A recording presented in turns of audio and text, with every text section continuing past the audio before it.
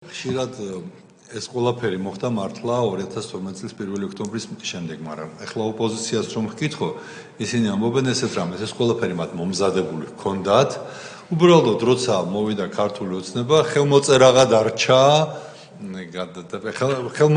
არჩა დასამთავრებელი დანარჩენი ყველაფერი გამზადებული იყო, ყველაფერი მზად იყო და უბრალოდ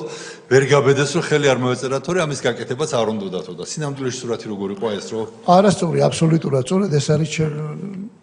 ყველაზე დიდი ღირებულებითი ჩემის აზრით სხვაობა მათთან სიცრუე და ცილისწამება, რომელიც იყო ერთ-ერთი ყო და არის ერთ-ერთი ყველაზე დიდი იარაღი მათ ხელში. მე არ ვამბობ და პირიქით ვთქვი კიდევაც დღეს რომ რა თქმა უნდა რაღაც საფუძველი მომზადებული ჩვენც დაგვხდა, რაზეც მე ზედნაშენი გაკეთდა. მაგრამ იმ ტემპით, იმ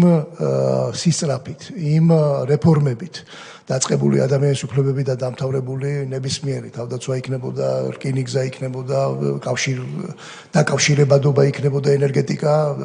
სოციალური თუ ჯანდაცვა ნებისმიერი სხვა, რომელიც განხორციელდა ჩვენ პერიოდში, აქ რაზეა საუბარი. კიდევ ერთხელ ვიმეორებ, 2014 წელს ხელმოწერილი შეთანხმება დაწყებული ასოცირების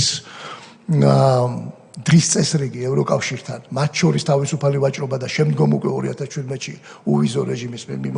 მიღწევა, ეს ხო ძალიან დიდი წარმატება ბუნებრივია და მანამდე თურმე გაკეთდა და ჩვენ მარტო ხელს მოვაწერეთ, ამას არავითარ შემთხვევაში არ დავეთანხმები.